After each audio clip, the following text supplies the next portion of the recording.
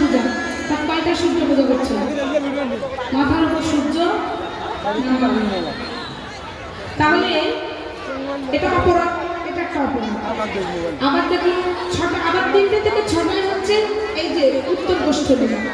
আপনারা যারা গোপন গোষ্ঠী শুনেছেন, মা গোপালকে পাঠিয়ে দিলেন শ্রীরাম আর বলরামের সঙ্গে, আর পায়ের ধুলি, এই পায়ের ধুলি গোপালের শিরে দিয়েছে, দিয়ে বলছে বাবা গোপাল, শ্রীরামকে বলছে বাবা আমার গোপালকে আমি পাঠালাম তোদের সঙ্গে,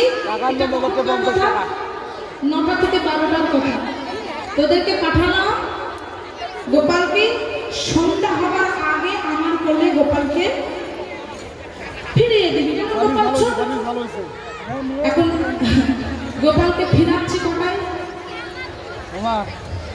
রাত 10টায় ফিরাচ্ছি। এখন ধরুন গোপাল বৃন্দাবনে লীলা করেছিলেন 9 বছর বয়সে। এখন 9 বছর বয়সের ছেলে, সে যদি মানে ছোট থেকে 9 বছর